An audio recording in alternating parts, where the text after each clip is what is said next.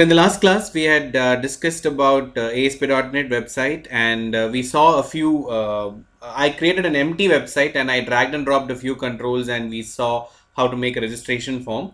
In this class also, I'm going to quickly do that registration form, but now I'm not going to use an empty website. Rather, I'm going to use something called as the ASP.NET template. Okay, there'll be an inbuilt template given to you. We'll just see that shortly. Let me just create a new project. So what I'm going to do is I'm going to create a new project. Same way I did the last class, we are going to do this ASP.NET web application. Please note the template which normally comes there is ASP.NET core. Okay, I've chosen ASP.NET web application. So let's just, since I already chose that in the last class, I'm going to choose that and then click on next. And let's give a project name. Let me just name it as registration. Okay, I'll just make the registration demo and let me click on create. When you click on that, it'll ask you a few things. In the last class I've discussed this, but then let's just quickly see what and all these are. We chose empty in the last class, but then today I'm going to choose web forms. Okay, it allows you to it's nothing but a project template. Okay, it's an already existing project template for ASP.NET web forms application. You can read that here. Okay, it has an already created structure for a website which you just need to add on to. Okay, and then MVC we'll be seeing in later classes. All right, so we'll just choose the second one now, web forms, and let me just click on create. If you choose a web forms project, it will create a full-fledged website. Okay, not a full-fledged, rather a pre-existing template with a website will be ready, so that you can add or modify whatever you require according to your needs. Okay, this is just to understand ASP.NET, guys. It is not like all websites of ASP.NET will look like this. Okay, you can choose how the look and feel, the template. You can even create your own templates, or you can download from the internet and add it to this particular project. Okay, so in the meantime, while the project is getting created, there are some queries when you create a new project or a website using ASP.NET. Can I use all what I've used in other web technologies like CSS, jQuery, Bootstrap? Is it possible for me to use them, or should I use only C# and ASP.NET for that? Okay, please understand that this is also a simple web application only. Okay, only for the server side part it will be different. Rather, the client side part will never change in any of these technologies. Let it be PHP, or if you're using Python, or if you're using .NET, or if you're using JSP, it doesn't matter. Server side technologies only will change. Client side will still be the same. In your client side, CSS, JavaScript, your jQuery, Bootstrap, however it works, it is the same here also. Only advantage here is that it has a little bit more what do you call, sophisticated libraries to help you make a project much easier, much simpler in ASP.NET. Okay, when you create a web forms, it might take some time. The reason is because it is creating with a lot of resources. You will see that in a moment. So right now our website is ready. This is just the starting page. You can close this. It's just an overview. You need not bother about it. Let me just go to the Solution Explorer and show you what has been created now. Okay, please note, I just want you to go through what and all are there in this. I'll just tell you in short, and then we'll see how the page looks like. I just created a simple ASP.NET web application with web forms. I did not choose empty, I chose web forms. So I just named it as web demo. And you can see there are a bundle of folders are there, and then a bunch of files are there. Okay, so I wanted to just see the names and the extensions. That's all. Let's ignore the folders for a minute, because the folders are pretty self-explanatory. App data, app start, all those things are extra. We'll not touch them now. We have something called content. Let me just open that and see what is there inside that content folder, which is nothing new to us. Content is nothing but CSS files there. Okay, you can ignore the mapping files. Just think that there are CSS files there. All right. What is the next one? Fonts. That is actually self-explanatory. It has fonts in it. And then scripts. What scripts? Scripts means JavaScripts here. So you can put a lot of JS files are there. Bootstrap files are there. Web forms, and then bootstrap.min.js, jQuery, Modernizer. All these files are JavaScript files, are automatically added. So scripts are also ready.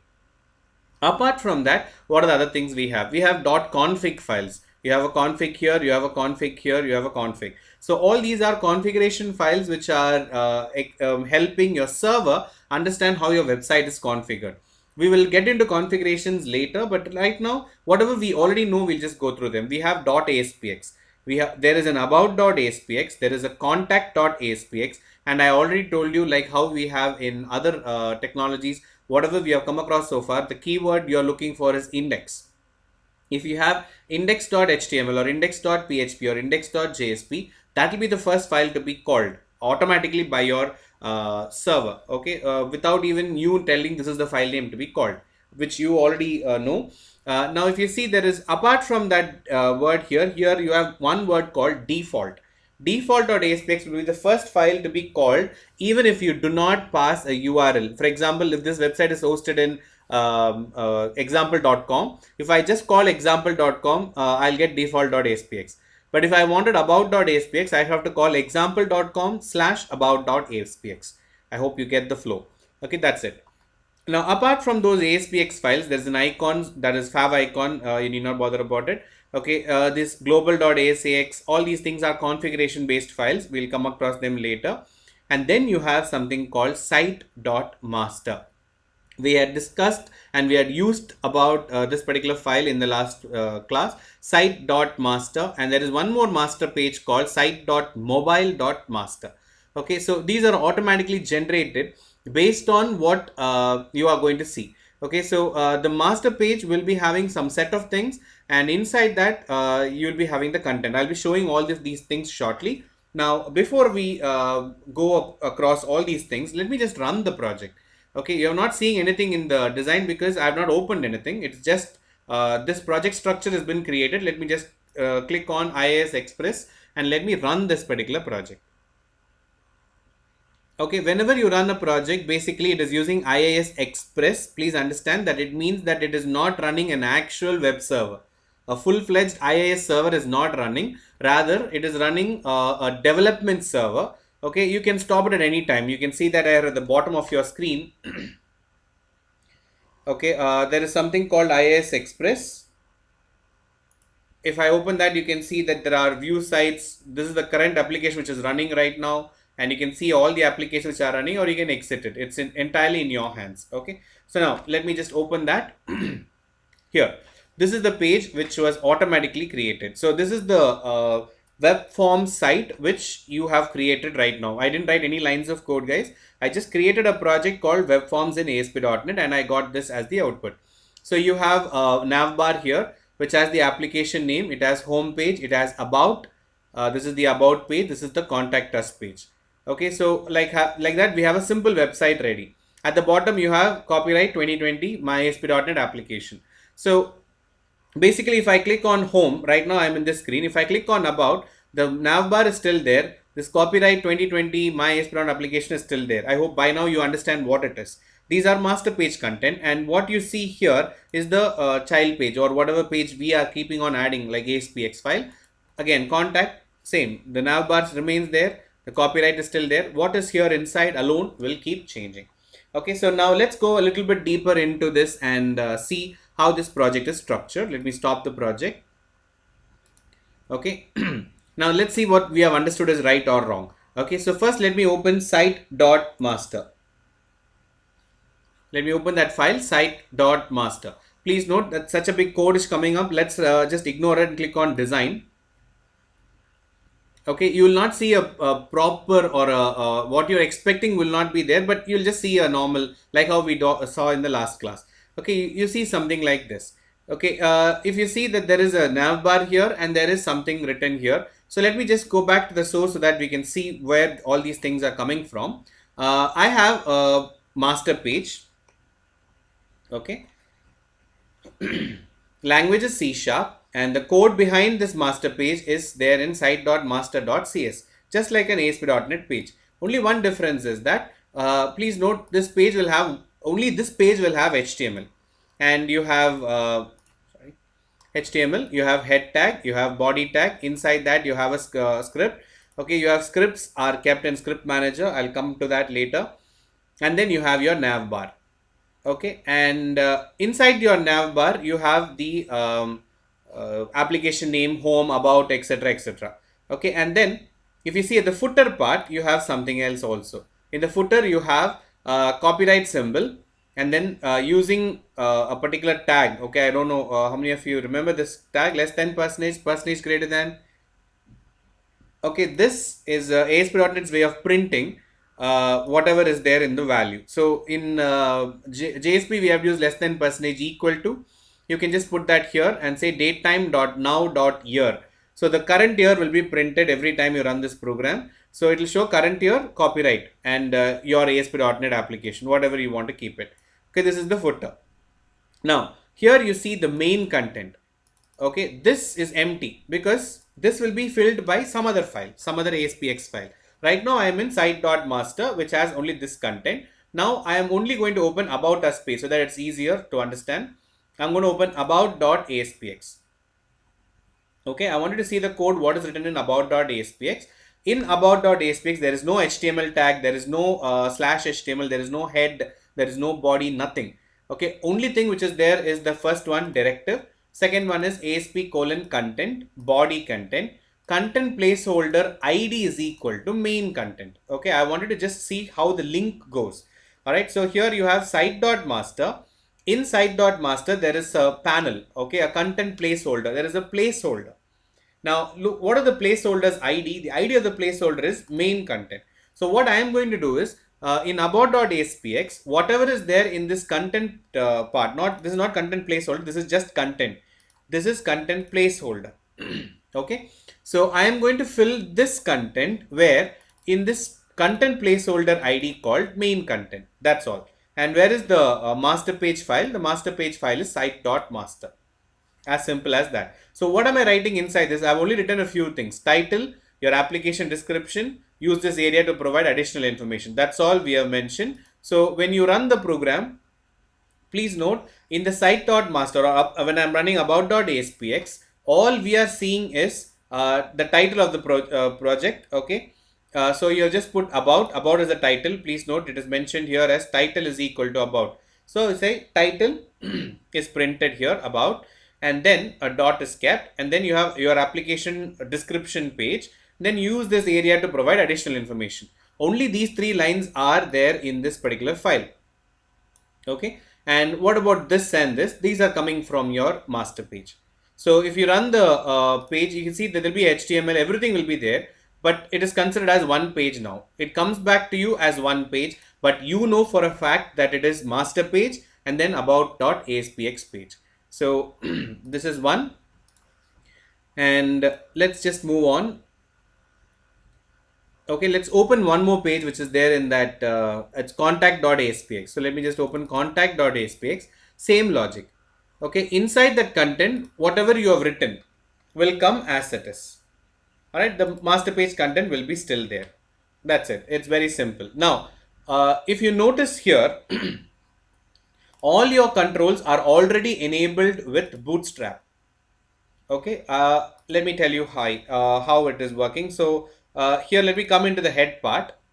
Okay, here in the head part, you have something called scripts. Okay, you have a favicon, you have placeholders, you have scripts to render, you have a lot of things like that. Okay, now what I am going to do here is we are going to see where are these things rendered from.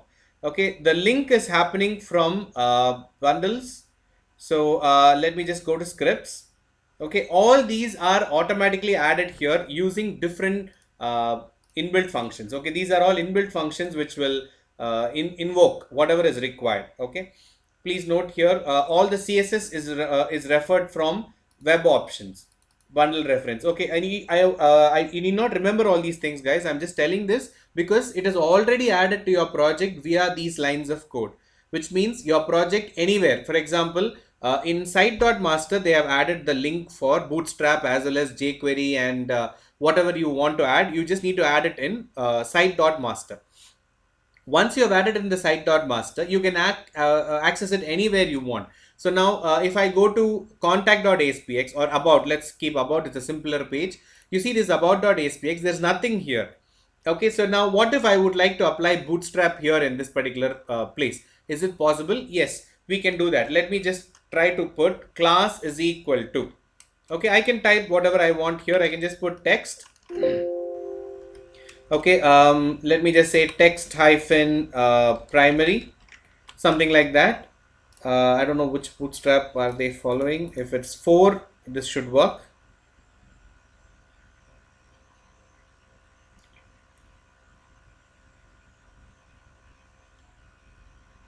Okay, see the color changed. All right, so why I'm showing this is because the bootstrap part, the CSS part is added in the master page. If something is available in the master page, you can access it in these pages without referring to that master page again and again, because whatever is there in that header and footer is already imported into your project. So this file will automatically pull it from master file, which means you need not talk about HTML, CSS, JavaScript and all here. You just need to focus on what to show the user. That's all. Remaining everything will be manipulated. Now let's go back and let's create our own page, and let's try to call that here. Okay.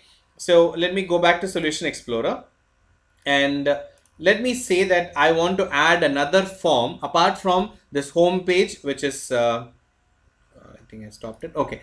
You have a home page, you have about page, you have contact us page. I want to create my own page now. So let me just do that. Let me go to Solution Explorer. Let me right click, add a new item. Okay. When I am adding a new item, I'll be asked with what kind of a web form would you like to add? I'm going to add a web form, but what type of web form do you want to add? Okay. If I just choose a normal web form, please understand there is a difference between these two words which you see here. If I just choose a web form, you'll get an empty web form which has HTML tags in it already, like HTML/HTML, head, title, body, everything will be there. But if you choose a web form with the master page, what happens is it takes that master page as its template, and then it gives you a simpler web form. Let me just choose web form with master page, and let me name this file as register.aspx. Now, when I do that, it will ask you which is the site.master you would like to use. Okay, a page can have 2 or more masters, but I mean, a website can have more than one master. But every form, every web form which you have can have only one site.master or web page.master file. Okay, so here you see there are 2 master pages, but the one which I am going to choose right now should take only one site.master. So let me just click on OK. Now you see, I've got a register.aspx file, but nothing is there in the content. Okay, the content is very simple. It says page, title is blank, language is equal to something, master page. Okay, let me just put the title here saying that it has register. Okay, this is the registration form, or I'll just say registration page. Okay, that's the title of my page. Now, what about the content? Okay, please note, if I go to design now, it'll look a little bit different. Okay, the reason is because the part where you can, when you move your mouse, I just want you to see this. When you move your mouse, the mouse becomes like no entry board. Okay, this means you cannot edit it. Okay, when you move your mouse here, it is allowing you to edit it.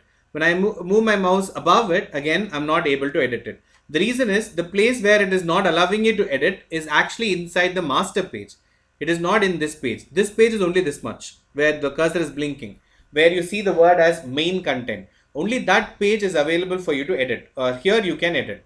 What about the navigation bar? If I want to edit this, where should I go? I should go to site.master. Okay. Now let's go to toolbox and let's create a simple web form like how we want. So what I'm going to do is I'm going to create a simple, let's say a table, and then we'll put the controls inside them. So let me open HTML and I'll put a HTML table there so that it looks something like this.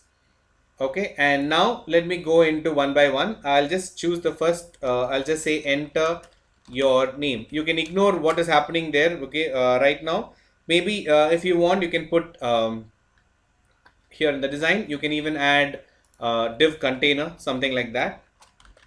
This is for people who have already worked with Bootstrap. You'll understand what I'm saying. Okay, you can do that.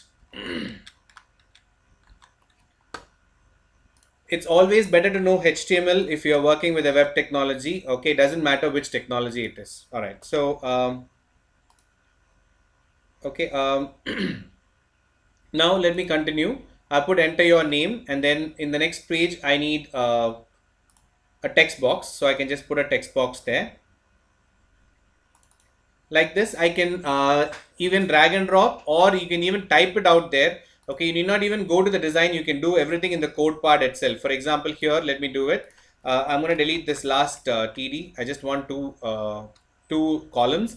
Okay, the first one is done. Second one, I'm going to remove this and say enter your password. Okay, and here I would like another text box, so I'll just put double click on it. I've got another text box there. Let me delete the third TD. I don't want the last column, so I've just removed it. Okay, if you see the design, it will be something like this. Okay, there is, I know it's not so clear, but then the design part is a little bit tricky. If you understand it, it'll be easier. Okay, because this is basically HTML here. If you even you can go and give enter there to bring it to the next page. Okay, however you would like to keep it. All right. So anyway, let me continue. The last one, the next one which it's asking is some details. So you put text boxes. Let's put radio buttons. I'll just say choose your gender. Okay, so let me put radio button list, and I hope you know by now what to do here. I can click on edit items. Let me add two items. One is male, and the next one I'll add it as female. Okay, please note it is that easy to create a web form here as soon as possible. Okay, so in the code you see the last column is there, so let me just delete that. Let me come back. Here you have a table. So if I want one more column to be added, you can just press tab. It'll add another, just like Word document. You can keep adding. Now text boxes, you know how to take data. By the way, I'm just trying to get data from the user using these form controls. Okay, almost all the form controls are same. Okay, almost all the form controls are going to give you one output, one single output, but except one or two controls. Like for example, here in the gender, you can give a list of options, but you are allowing the user to choose only one. Similarly, if I'm asking the user to choose his course using a drop down, again, you're giving a lot of options, but you will be giving only one as the input. So except that last part where you see checkbox list, where you are taking more than one input, except that none of these things will be different. All are exactly the same. So let's do that now. Gender has been chosen. Let's do something else. Let's say choose your course. Okay, so by the way, it's not based on the course or the data what I'm taking. I'm only bothered about the controls. Okay, just to explain these controls. So I'm going to take drop down list. Let me put a drop down list. Let's go. Let's add one by one. Let me just put first one. Let me put a dummy option. Select. Second one, let me put MCA. Third one, I'll put MSc, ST. I'll also put MBA. Done. So I have my drop down list which is ready. Okay, the next one I'm going to say choose your hobbies. By the way, what I'm typing right now can be also put as a label. All right, it's your wish. I just want to reduce time, so I'm just typing it out directly there. But please note these would look different in every browser, because I just typed it out. So whatever browser font you have given, whatever by default browser color you have given, that will be picked by these things. These will go according to, again, browser only, but unless you change the CSS class. Okay. So anyway, hobbies, let me finish. Let me add a list of hobbies. So hobbies can be checkbox list. So let me just drag and drop it, and let me edit those items. Let's add some hobbies here. Okay, one.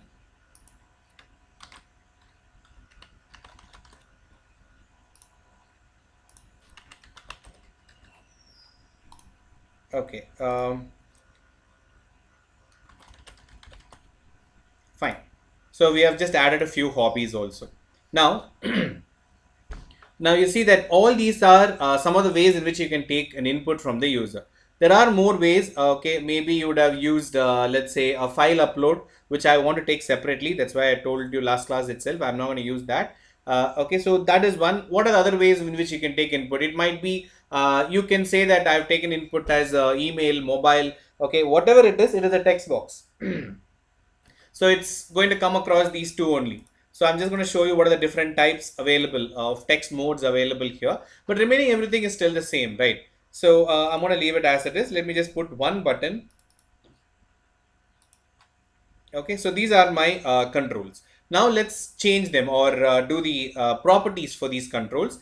Please note, when I drag and drop something onto my form, basically what I'm trying to do here is create an object. Okay, so once I've created an object, the remaining part is in your hands. You just need to change its attributes and how they react. So let's start with that. First text box, let me just name them appropriately because I'm going to call them in code today. So when I click on submit, I would like you to fetch all the details what the user has entered and display to me in a label or something like that. Okay. So what I'm going to do is I'm going to name these controls appropriately. First one is txt name. Okay. And I'm not going to give anything else there. Okay. By default, the text mode is single line text. So I'm not going to change anything in the first text box. Second text box, however, I want a password to be taken there. So I'm going to name that this one as txtpswd1, and then also I am going to change something called the text mode. I'm going to change the text mode from single line to password. Okay. In the meantime, please also note what are the other things possible as a text box. Okay. As I told in the last class, all these require HTML5 to work. Not just HTML4 will not work with all these things. Then you'll have to put additional JavaScript to check all these things. Okay. Anyway, just have a glance of what and all is available. Once again, single line, multi-line. You have password, you have color, date time, email, month, number, range, etc. Okay, there are more like phone number, time, URL, week number, etc. etc. All right, but here I'm just going to choose password. What if I would like to take a mobile number from the user? Just make it as number. Okay, it's not a mobile number, but this will not work in all the browsers. Okay, so I would normally prefer that you see how many digits in that number is expected, and if it is like formatted, then you can use regular expression that we will see in another class. Okay, these are basic levels of validation. Please do not rely on these. Okay, always make sure that you apply proper validation using regular expression or JavaScript. Okay, and .NET makes it simpler. Without even knowing JavaScript, you can still do most of the validations using ASP.NET, which we'll see in the next class. Okay, so in the next class, all we'll be seeing is validation. For that, you need to understand how a form works so that I can see how to apply validations on a particular form. All right, so I just made it as password. Let's go to the next one, the radio button list. So I'm going to name it as RBL gender. Okay, it's going to either give you true or false. Now you see that it is coming one after the other, right? See, male and female. What if I would like to come one next to each other? Okay, not one after the other, one next to each other. So what should I do? Okay, you can also change the repeat direction. There are different properties for everything, so you just need to find the right property. Okay, so here, let me see repeat direction. What direction would you like to repeat? Right now it's vertical. Let's change it to horizontal and see how it looks like. It would look something like this. Okay, so I have made it horizontal. Male, female, this way it comes. Okay, what if I want one by after the other? Just change the direction. That's all. Now let's go to the next one. The drop down list. Here again, I'm going to name it as DDL courses. Okay, and please note that if you want to apply any style, you can apply it directly there. CSS class. There is a property called CSS class. So you can just say form hyphen control to make it huge, just like a bootstrap control. It depends on all controls what you have. You can choose more than one control also and give the same. Okay, but please don't give it for these controls because these are going to be converted into another table later. So let me not touch them right now. So this one, next one is checkbox list. So let me just name it as CBL, which has hobbies. Okay, again, here also there is something called repeat direction, vertical or horizontal. If I keep it like this, it might come somewhat like the same how you saw radio button. Same thing is available in checkbox also. All right, so I've given appropriate names. The last one is the button. So let me just go to the button part and let me ID it as BTN submit. That's the submit button name. Let me change the text to register, and also I'll put CSS class as btn hyphen, let me put it as success. All right. So you can see this is also Bootstrap. I'm using Bootstrap here without anything being added because I already have a template ready for me. So I've done this. This web page is ready now. Let's run this and see register.aspx.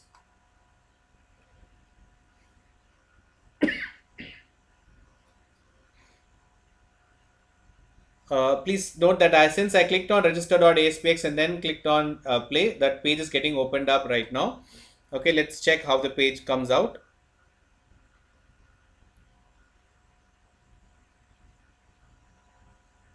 All right. So here you have the page. It's asking enter your name, enter your password, male or female. Okay, and choose a degree. You can choose more than one, and then click on register. Now, please note, when I click on register, nothing happens because you have not written any code to take that data. Rather, right now, I'll be able to fill whatever data I want and choose whatever data I want. I have a full-fledged form with me without doing much lines of code. Actually, with minimal work, we have got it running. Okay. Now, let's see, the last part for today is to make sure that whatever the user has entered in the form, how will I get it back here in the code? If I want to do logic, like for example, this is the registration page. So if I would like to take this data and put it in the database, what should I do? I need this data. Whatever the user has entered in the HTML page, I want that data as C sharp because I want to manipulate it in C sharp. Okay, how I would have done this in Java, JSP. Okay, I write this code in HTML, and once you click on submit, I use a form get or post. Then I go to the servlet or JSP and say request.get parameter. Right? So here I don't have that problem because both of them are going hand in hand. They are in the same place. We need not bother about request, response, all those things. But please note, the moment you click on submit, what should happen? You want certain things to happen, and all these are mapped to each other. So it's very simple for us to manipulate it. Let's do that now. Okay. So let me stop this project and then let's go to the code part. If I double click on this register button, it will take me to a small block of code. I just want you to notice where that small block of code is located. Okay, let's understand how this process works. This is a C# file, ter aspx file. I want you to see what is the name of these two files. Register.aspx is what the design we are doing. When I double clicked on this button, it is taking me to register.aspx.cs. Okay, which is basically these two are the same. Okay, but dotted has given you a division so that you don't get confused that both are working as one. So I have kept the design separately. Now I'm coming to the code part. If you check the code part here, it's normal C sharp, right? So no big difference. You see using a lot of things are there. And then you have something called namespace, just like how you saw in a simple C sharp project. Namespace means the project name. In other words, a folder name. Okay, in Java, we would call it as package name. Either way, idea is still the same. So you see namespace web underscore demo because space is not allowed. So it puts web underscore demo. Inside that, there is something called class. Okay, I want you to notice the name of the class. Class is register. Look at the file name register.aspx.cs. So what will be the class name? Register. Okay, still following the same rule. Okay, so this is the main class name. Now, what does this symbol mean? That colon here, it means extends. In VB, we call it as inherits. Okay, it inherits from where? It inherits from system.web.ui.page. This is the code this is the page which is going to be the parent page. It represents a .aspx file, which is also called as web forms. Okay, it is requested from a server and it is hosted as a ASP.NET web application. So this is the simple line, second line. One is namespace, the other one is class. Inside this class, what and all will be there? There will be some methods. There is already a method which we have not touched yet. We'll be doing that a little bit later. What does that method do? It is as simple. It is just telling in the name itself. As soon as the page loads, as soon as this page, register.aspx page loads, would you like to do something? Okay, if you would like something to happen as soon as the page loads, you'll be doing it in this particular block of code. As soon as the page loads, okay, no interaction will be given to you. As soon as the page loads, this will execute. Now, what about this method? This method will not get executed as soon as the page loads. Rather, every time you click on that button called btn submit, this block of code will be called. So when will I click on that button? Whenever I finish typing everything on the registration form, I'm supposed to click on this button, and this button is supposed to do something for me. Okay, what is it supposed to do? It is supposed to collect all the data what the user has entered in that form and give it to me in C# so that I can pass it to database, or I can do some manipulation with it. That's all. So let's get it into C#, shall we? So how do I get it into C#? It's very simple. You just need to know what and all are you're going to get. I'm going to take name, I'm going to take password, gender, course, hobbies. Please note, for right now, all the 5 are string. Okay, there is no integer as such. I've not taken any numbers yet, but then later we'll be expanding this registration form to be a little bit more inclusive of everything. Okay, so right now let's take, there are 5 string variables which are required: name, password, gender, course, and hobbies. So let me just simply create few variables. Okay, let me just start with string, username, password, let's say gender, next one is course, and hobbies. So I have 5 string variables created. Now for all these values, when will it be assigned? All these variable things what I created, when will a value be assigned? A value be assigned when you click on the submit button. Okay, please note, when you click on the submit button, whatever has been entered in those controls must be stored in this variables. That's all. How do I do it? As simple as this. Let's say, for example, username. I'll just say uname is equal to txt. You know that I have given an object name for that text box. So I'm going to say txt name. From that, in Java, we would use the word get text. Okay. Now, in .NET, in C#, primarily, what we'll be doing is, we will not be using the word called get or set. Rather, we'll see where that text is located. If the text is located on the left hand side or right hand side, I'll show you shortly. But just remember here, if I say txt name dot text, what am I trying to do? I am trying to get the text from txt name and store it in uname. What if I wrote the reverse? Txt name dot text is equal to username. That time I am setting the value of txt name to this particular whatever is there in username. Okay, so please note, where I type makes the big difference. In Java, it is not like that. In Java, it is dot get text or dot set text. Here, we just use the word text. Based on which side you write, you should understand what it is doing. Okay, that's all. So now one is done. What about the next one? Password. Password is equal to txt pswd dot text. Second one, very simple, because these are all text boxes, right? So it's easy to just get the text from there and put it there. But the next one is not as simple, because it is gender. Gender is taken from a radio button list. You already have the control, object is already there. That's why I'm not creating a new object. Already the object has been generated and it is there. I just need to access it. So I'm going to call gender is equal to radio button list called gender dot selected value. Okay, please note, there is an inbuilt method called selected value which returns a string. It gets the value of the selected item in the list control. That's all. So I just wanted this. I wanted it into a string. Simple. My work here is done. Gender is ready. What about the next one? Course. Course also is a single entry. Please remember that. So course is equal to, I can just call the drop down list ddl courses dot selected value. Again, same thing. Simpler, right? So I just need to get the selected value from there. You need not remember the case and all. Only thing you need to remember is the object name. That's it. That is done. What about the last one? Here comes the small trick. Okay, that hobbies, it is not a singular value. Here, everywhere it is, you just said selected value. So you just get a value and then put it there. It is, even though the drop down and the radio button might have 100 values, you will be allowed to choose only one. Okay, in almost all the scenarios in web forms, you will be allowed to choose only one control, or let's say text box means only one text box. Okay, like that, it is possible. But when it comes to checkboxes, you can't say that idea. Checkbox list, maybe one, maybe zero, maybe all. Okay, so how do I go about that?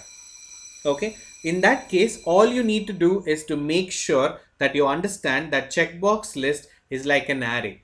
If it is like an array, you need to go through each and every element in that item and see which and all is selected, if it is selected or not. Okay, so I can use a for loop or a for each. Okay, for each is simpler, so I'll just use for each. All right, for each what? Okay, I want you to go back to the design to understand how I have written this. Okay, let me click on that checkbox list. I'll show you the source code. I want you to see the source code. Checkbox list is a class in ASP. And inside that checkbox list, what do you think list item is? List item is also a class. I hope you follow. All right. So all these list items are inside checkbox list. Not only checkbox list, everywhere you see it's all list items only. Okay. So here in the checkbox list, what I'm going to do here is I'm going to take each and every list item which is inside this checkbox list. All right. I'm repeating it again. Each and every item, list item, which is inside this checkbox list called CBL hobbies. How do I write the code for that? For each list item, please note list item is a class here. So I can just call list item in. What is the collection name? Collection name is checkbox list called hobbies. That's the collection. Okay.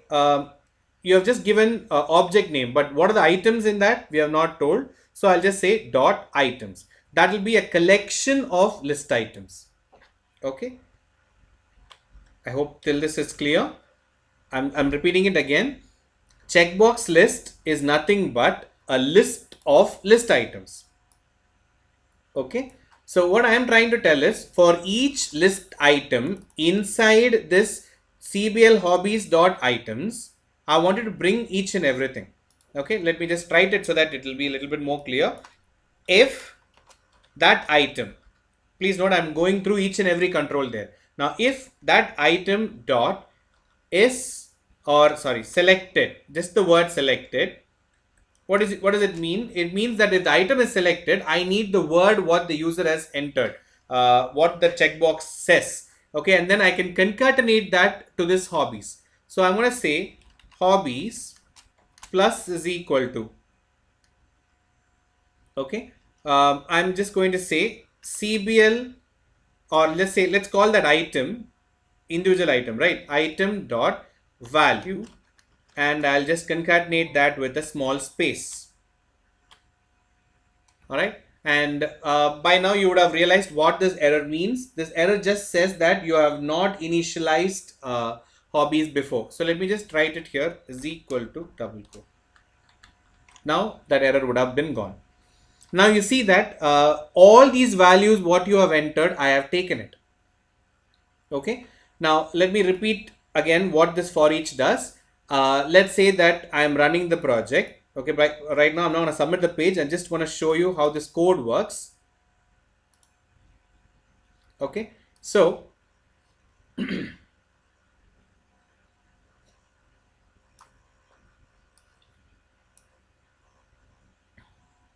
let's say here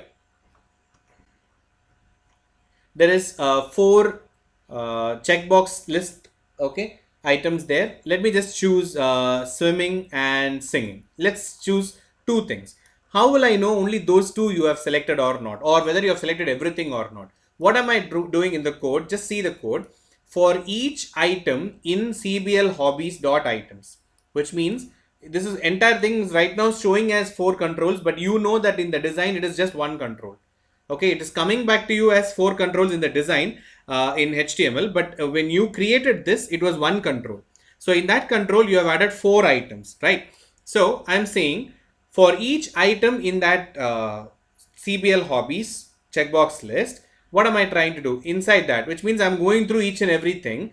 I have a one condition. If item dot selected, is this item selected? No. Let's go to the next one.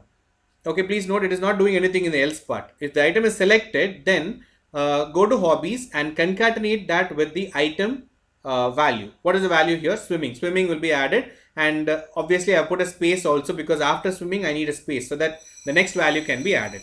Like that, how many ever items are selected, that many items should be added to hobbies, and I want the output to be printed. So now what I'm going to do is I'm going to print all these onto a label. Okay, so let me go to the design. Let me put a label so that I can see what and all you have entered separately. Okay, let me put it here. I'll just put one label. All right, and let me just go to properties. I'll just put it as LBL result label, which will hold the result.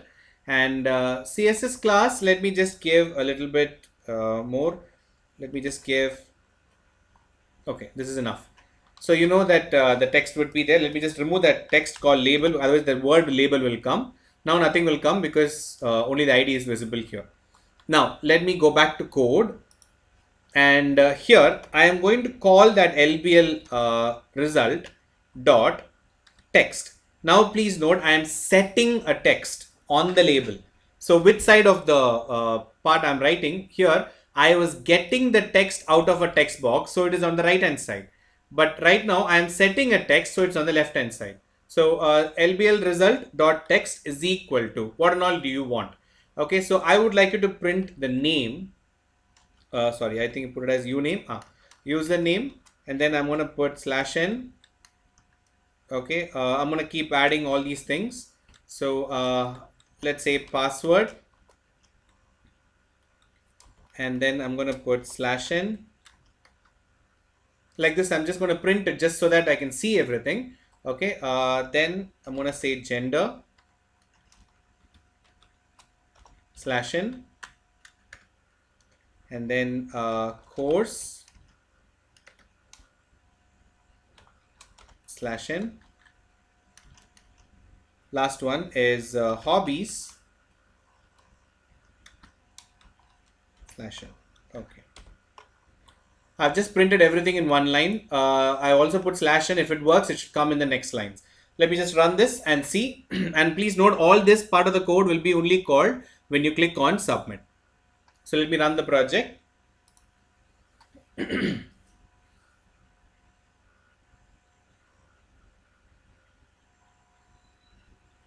All right. So here I have a normal form. Nothing is going to happen to this form as long as I'm not clicking on this button. If I click on this button right now, there might be a refresh happening and I'll be just getting some blank data, but I don't want it. I want you to fill something. So let me just fill some data here. Okay, now let me just choose some degree. Let me just put a few checkboxes. Let me click on register. All right. You see that it is just trying to fit everything inside that TL. Okay, so here the name what I typed has come out, and the password what I typed here, and the gender which I chose, the course what I chose, and then comes the 3 checkbox list item, the hobbies. Only 3 things I selected, all the 3 have been added, and I got the data also. So now I've got the data. Now I just need to manipulate it. Okay, so that's all. If you have database, you would be inserting it into a database. We'll be doing all these things shortly, guys, but I wanted to understand how all these things work. Okay, now how to get the data. And the /n is not working because this is not when you print it out, this will not be working out in HTML. HTML doesn't have something like this. The text will not make out like this. So instead of that, if you can put a BR tag, it would work. I hope you follow why I put /n first. Okay, /n is for your programming. If you are writing it in a console, /n would work. But in HTML, there is no such thing called /n. Okay, instead of that, if I just put a BR slash, the browser will understand that as a bring it to the next line. Okay, give a carriage return. Okay, or a break, bring it to the next line. That is understood by your system.